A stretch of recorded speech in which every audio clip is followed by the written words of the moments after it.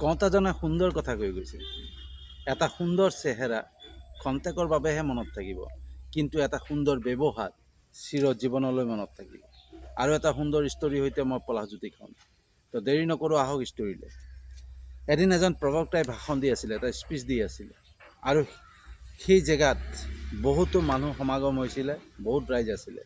আৰু তাৰ মাজৰ পৰাই প্ৰবক্তাজনে এজন যুৱকক তেওঁৰ ফালে মাতি পঠিয়ালে, তেওঁৰ ওচৰলৈ মাতি আনিলে।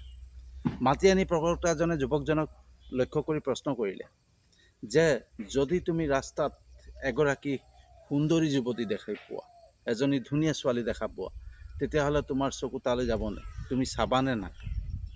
তেতিয়া যুৱকজনে ক'লে যে মই নিশ্চয় চাম, যদিহে মোৰ লগত পত্নী নাথাকে, মোৰ লগত ৱাইফ নাথাকে, মই নিশ্চয় চাম, কাৰণ চকু আছে যেতিয়া সুন্দৰী যুৱতীলৈ, সুন্দৰ বস্তুলৈ যাবই।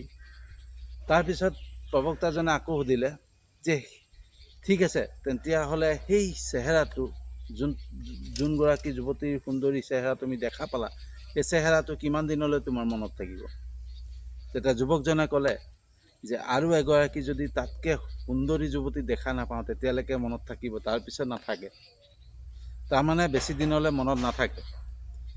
তাৰপিছত প্ৰবক্তাজনে ক'লে ঠিক আছে, এতিয়া মোৰ দ্বিতীয় প্ৰশ্ন এটা আছে, মই দ্বিতীয় প্ৰশ্ন এটা সুধিম যে মই তোমাক এটা উপহাৰ, এটা গিফ্ট বক্স তোমাক হাতত দিওঁ আৰু তোমাক কওঁ যে তুমি আমুকত দি থৈ আহিব লাগে, তুমি যাবানে নাই? যুৱকজনে ক'লে আপুনি যেতিয়া কৈছে মই নিশ্চয় যাব লাগিব, মই নিশ্চয় যাম, আপোনাৰ কথাটো মোক কেনেকৈ পেলাম? তেতিয়া প্ৰবক্তাজনে ক'লে ঠিক আছে, মই তোমাক যেনিবা এটা গিফ্ট বক্স দিলোঁ, এটা উপহাৰ বক্স তোমাৰ হাতত তুলি দিলোঁ, আৰু তোমাক এড্ৰেছটো দিলোঁ যে তুমি আমুক জেগাত দি থৈ আহিব লাগে। আৰু তুমি তেনেকেই সেই জেগালৈ গ'লা, আৰু সেই জেগাত গৈ পেলাই দেখিলা যে সেই যোনটো জেগালৈ, যোনটো এড্ৰেছত পঠিয়াইছোঁ, সেই ঘৰটো এটা অট্টালিকাৰ দৰে ঘৰ, সুন্দৰ ঘৰ, আৰু তাত বহুত দামী দামী গাড়ী আছে, আৰু আগফালে বহুত মানে গাৰ্ড, ছিকিউৰিটি গাৰ্ড আছে। আৰু তুমি তেতিয়া অকণমান কনফিউজ হৈ গ'লা যে বাপৰে, ইমান ধনী মানুহ, ইমান বিৰাট ধনী মানুহ দেখা পালা। আৰু তুমি লগালগ তাত গ'লা, গৈ পেলাই গাৰ্ডক ক'লাগৈ যে মোক আমুকে পঠিয়াইছে, এইটো গিফ্ট দি পালে। তেতিয়া গাৰ্ডজনে লগালগ মালিকলৈ ফোন কৰিলে যে আমুক আহিছে, এটা গিফ্ট বক্স লৈ পেলাই আপোনাক দিবৰ কাৰণে, আমুকে পঠাইছে। সেই কথা শুনি সেই ঘৰৰ মালিক কাকবা নপঠিয়াই নিজেই আহিলে, নিজেই আহি পালে তোমাক পৰা বক্সটো হাতত ল'লে আৰু তোমাক আদৰিলে, আদৰি পেলাই তোমাক ক'লে যে আহা, তুমি কিন্তু ক'লা যে মই নাযাওঁ, মই এতিয়া নাযাওঁ, মই দেৰি হ'ব, কিন্তু তেওঁ নামানিলে, তোমাক জোৰ জবস্তি ভিতৰলৈ, ঘৰৰ ভিতৰলৈ লৈ গ'ল।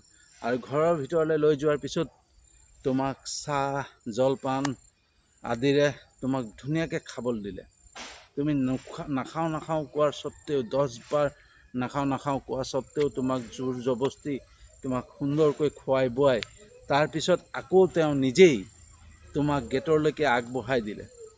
আগবঢ়াই পেলাই তোমাক প্ৰশ্ন কৰিলে যে তুমি কিহেৰে আহিছা, তুমি কেনেকৈ আহিলা ইয়ালৈ? তেতিয়া তুমি ক'লা মই বাছেৰে আহিলোঁ, বা অটো দি পেলাই আহিলোঁ, বা ৰিক্সা দি আহিলোঁ।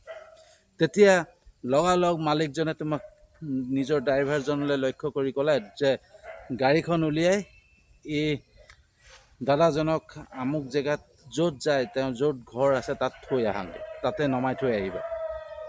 আৰু তুমি সেই বিলাসী গাড়ীত উঠি পেলাই তুমি ঘৰত আহি পালাহি, তোমাক ঘৰত নমাই থৈ তেওঁ গুচি গ'ল।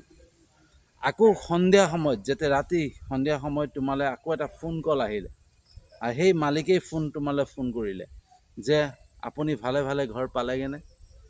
তেতিয়া তুমি ক'লা হয়, মই ভালে ভালে ঘৰ পালোহি। তেতিয়া তোমাক আকৌ ক'লে যে তোমাৰ যদি কেতিয়াবা প্ৰয়োজন হয়, এই ফোন নম্বৰটো ছেভ কৰি ৰাখিবা, মোক ফোন কৰিবা।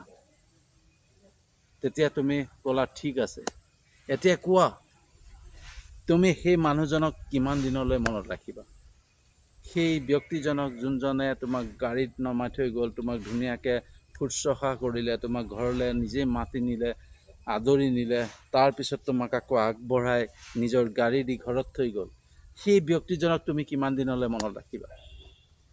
তেতিয়া যুৱকজনে ক'লে যে সেইটোতো মই কেতিয়াও পাহৰিব নোৱাৰোঁ, চিৰ জীৱনলৈ পাহৰিব নোৱাৰোঁ, ইমান সুন্দৰ ব্যৱহাৰ, ইমান ধুনীয়াকৈ মোক মানে ব্যৱহাৰ কৰিলে, ইমান ধুনীয়াকৈ মোক ঘৰত থৈ গ'ল, সেই কথাটোনো মই কেনেকৈ পাহৰিম আপুনি কওকচোন। মই কেতিয়াও পাহৰিব নোৱাৰোঁ। তেতিয়া প্ৰবক্তাজনে ৰাইজলৈ লক্ষ্য কৰি ক'লে, যেতিয়া বুজি পালে কি ক'লোঁ, কি ক'ব খুজিছিলোঁ মই, মানে আপোনালোকক কি স্পীচ দিব বিচাৰিছিলোঁ, কি ভাষণ দিব বিচাৰিছিলোঁ, সেই কথা বুজি পালে।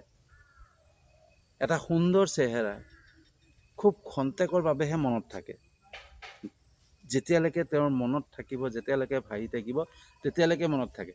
কিন্তু এটা সুন্দৰ ব্যৱহাৰ, তেওঁৰ লগত যিটো ব্যৱহাৰ কৰিলে, যেনেকৈ গাড়ীত থৈ গ'ল, আমুক থাকিলে, ঘৰত ধুনীয়াকৈ থৈ গৈ আকৌ ফোন কৰিছে যে তুমি ভালে ভালে ঘৰ পালাগৈনে, তোমাক কেতিয়াবা দৰকাৰ হ'লে মোলৈ ফোন কৰিবা। তো সেই ইমান ধুনীয়া ব্যৱহাৰ, এজন ধনী মানুহৰ, এজন মানে কোটিপতি মানুহে যে এনেধৰণৰ ব্যৱহাৰ কৰিলে, এনেধৰণৰ মানে তেওঁৰ লগত ট্ৰিট কৰিলে, সেই বস্তুটো তেওঁ জানো পাহৰিব পাৰিব? চিৰদিনলৈ পাহৰিব নোৱাৰে। গতিকে এটা সুন্দৰ চেহেৰাতকৈ নিজৰ মনটোক, নিজৰ ব্যৱহাৰখিনি যদি ভাল হয়, তেতিয়াহ'লে চিৰজীৱনলৈ কোনো পাহৰি নাযায়। তো এই ষ্টৰিটোৰ পৰা এটাই বুজিব পাৰি, এটাই বস্তু মেছেজ পোৱা যায়, এটা বস্তু শিকিব পাৰি যে আমি নিজৰ চেহেৰাটোক সৌন্দৰ্য কৰিবৰ কাৰণে, নিজৰ চেহেৰাটোক ধুনীয়া কৰিবৰ কাৰণে আমি ক্ৰীম শ্ৰীম, ফেচ ৱাছ, এক্সেক্টাৰ ঢেৰ বস্তু ঘঁহোঁ, ঢেৰ বস্তু মুখত ঘঁহি বহুত পইচা খৰচ কৰোঁ, বহুত টকা খৰচ কৰোঁ চেহেৰাটোৰ কাৰণে, যাতে ধুনীয়া দেখিব পাৰি। কিন্তু সেই চেহেৰাটো বেছি দিনৰ কাৰণে কোনো মনত নাৰাখে, কোনো বেছি দিনৰ কাৰণে আপোনাক চিনি নাপায়। কিন্তু আমি যোনটো ব্যৱহাৰ মানুহক দিম, আমি যোনটো ব্যৱহাৰ কৰিম, আমাৰ মনটো যদি সুন্দৰ হয়, আমাৰ মনটো যদি পবিত্ৰ হয়, আমাৰ ব্যৱহাৰখিনি ভাল হয়, তেতিয়াহ'লে মানুহে আমাক, প্ৰত্যেকজন মানুহে ঘৰে ঘৰে, প্ৰত্যেকখন ডিষ্ট্ৰিক্টত, প্ৰত্যেকখন ৰাজ্যতেই হওক, যোনে আমাক চিনি পাব, যোনে আমাৰ ব্যৱহাৰ পাব, তেওঁলোকে চিৰজীৱনলৈ আমাক পাহৰি যাব নোৱাৰে। তো কেনেকুৱা লাগিলে ষ্টৰিটো ক'ব, একদম শ্বৰ্ট ষ্টৰি, আৰু ইয়াৰ পৰা বহুত বস্তু শিকিব পাৰি, বস্তু জানিব পাৰি।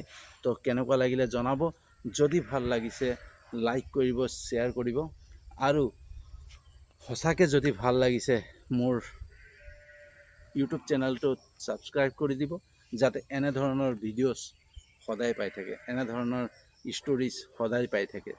আৰু মোৰ এটা ফেচবুক পেজ আছে, PK বি ডিফাৰেণ্ট, একেই নামৰে। তো সেই পেজটোতো, ফেচবুক পেজটোতো আপোনালোকে ফ'ল' কৰিব, যাতে এনেধৰণৰ ভিডিঅ'ছ পাই থাকে। Thank U.